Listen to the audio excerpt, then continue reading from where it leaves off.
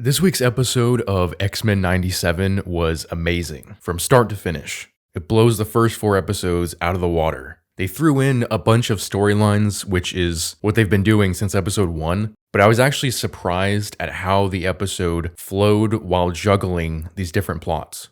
I thought this week's episode was going to be part 2 of the life-death story. Instead, its focus is about showing the world that mutants are just like everyone else. And to demonstrate this, a journalist by the name of Trish Tilby interviews the X-Men at the mansion, while Magneto, Rogue, and Gambit attend a gala in Genosha. Now, having a journalist dig into the privacy of the X-Men turns out about how you'd expect. Cyclops is a great field leader, but when it comes to interviews and being more personable, he really sucks at it, and he struggles through the interview. He chokes when his son Nathan is brought up, and he even lies about his existence at first. And of course, he does this because how is he going to explain to the world how crazy his life is and the fact that his wife ended up being a clone and that his son was sent to the future after receiving a technological virus from a mad scientist?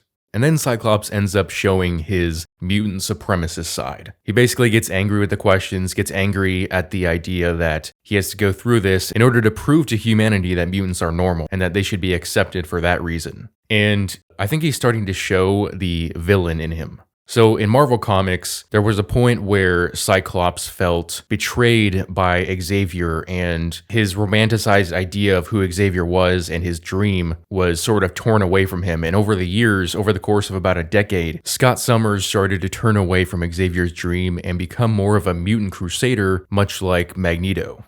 And this culminated in Avengers vs. X-Men, where Scott, drunk on the power of the Phoenix, ends up killing Xavier and being jailed for his crimes, though later he gets broken out by Magneto and starts a new renegade X-Men team. So while Cyclops is struggling to show a brave face in the interview, Jean is also struggling with her memories, as at the end of episode 3, it's shown that both her and Madeline Pryor share all the same memories, despite the fact that Jean did not live Madeline Pryor's life up to the point after she was created. The struggle with her memories is something that she bonds with Wolverine over, as Wolverine is over 100 years old. In the mainstream universe, he was born in the late 1800s, and his age, as well as the fact that his memory has been repeatedly tampered with, especially by Weapon X, has made memory a huge part of Wolverine's story. Now, surprisingly, Jean actually kisses Wolverine, and he has to remind her that she's with Scott. And so this reignites the long-standing love triangle between Jean, Scott, and Wolverine. And somewhat hypocritically, Jean later on gets mad at Scott when she finds out that he's having a psychic affair with Madeline Pryor. And it turns out it's been going on for about a month. It makes sense now why Cyclops doesn't want to share his private life with the world, with how crazy it is. He's now having a telepathic affair with his clone wife.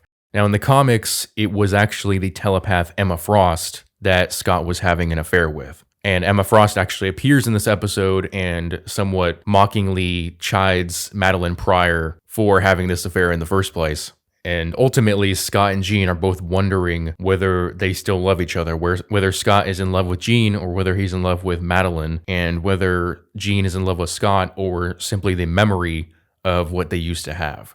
It also appears that Jean and Madeline have a somewhat painful psychic connection. It might be due to the experimentation of Mr. Sinister, but it's something that will come up again at the end of the episode. Now, there's a lot to talk about with Genosha. The country has advanced quite a bit since the finale of X-Men the Animated Series, to say the least. It looks a little bit different than how it's usually depicted in the comics, and it seems to take greater inspiration from South American culture, despite the fact that Genosha is an island off the eastern coast of Africa. Genosha is currently being ruled by an interim council to include Emma Frost and Sebastian Shaw of the Hellfire Club, which is an exclusive Illuminati-esque organization currently ruled by a mainly mutant council. You have Moira McTaggart, the human geneticist, and her boyfriend Banshee, Callisto of the Morlocks, Madeline Pryor representing the X-Men, and Nightcrawler working with the council representing different communities of faith, having been a priest himself. Nightcrawler also mentions his last adventure with the X-Men when Wolverine, Rogue, and Gambit first met Nightcrawler, except that Nightcrawler actually had an adventure with Rogue in which he found out that Mystique was his mother.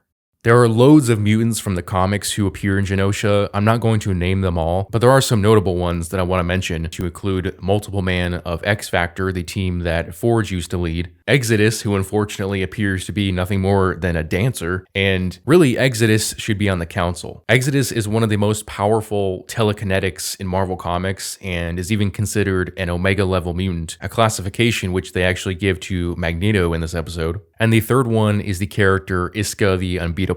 Now, despite being a continuation of the 90s series, X-Men 97 is taking a lot of inspiration from the current Krakoan era of X-Men, which I personally don't care for, but her existence is either just an Easter egg, or it implies the existence of Arakko, a mutant island that exists in another dimension in Marvel Comics.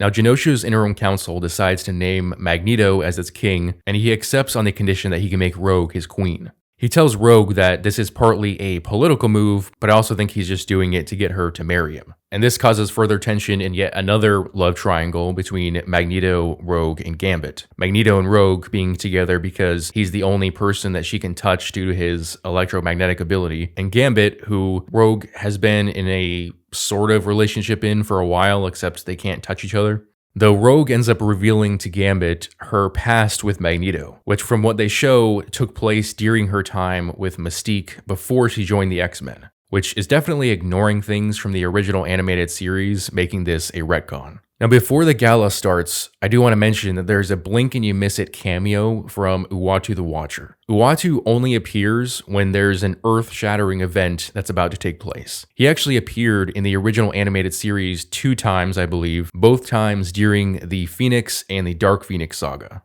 During the gala, Rogue ends up rejecting Magneto's offer to be his queen, and Madeline, who has that psychic connection I mentioned earlier with Jean, they both end up seeing images of an apocalyptic future, one that Madeline actually saw in episode 2 when she was interrogating Henry Gyrick. A premonition that involved a giant master mold wiping out what looked like thousands of mutants. Now, as she's leaving the gala, Cable suddenly arrives to warn everyone. This allows him to briefly reunite with his mother before his time travel device sends him elsewhere, which is kind of hilarious because this is like a blink and you miss it way to wrap up that whole storyline that we just had with episode 3 and part of it happening in this episode where she finds out the fate of her son. So it's like 30 seconds before moving on to Master Mold wiping out all the mutants.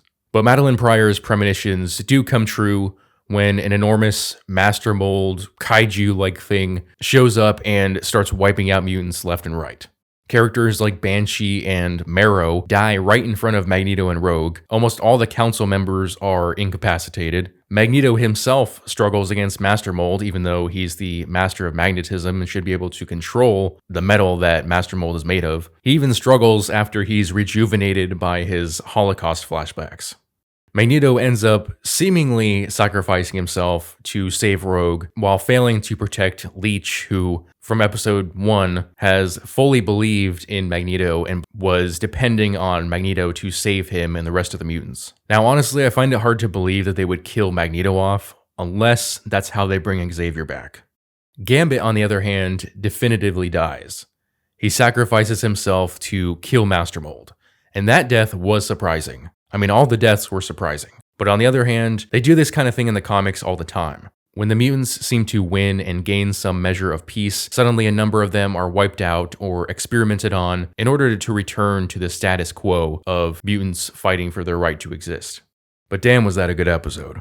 Easily the best episode so far, and I know we're only halfway through the series, but looking at the abysmal track record for Disney Plus series, I don't see them topping this episode. I think whatever creative juice they had, they used it all up for episode 5, but we'll see what happens. I mean, of course, I hope they prove me wrong. I hope the season ends strong and leads into something we can all get excited for in season 2. But let me know what you guys thought about episode 5 in the comment section below. If there are any Easter eggs that I didn't catch, let me know in the comment section. And as always, if you enjoyed this video, I would appreciate it if you would hit that like and subscribe button, as well as the notification bell so that you never miss out on a new video. Thanks for watching.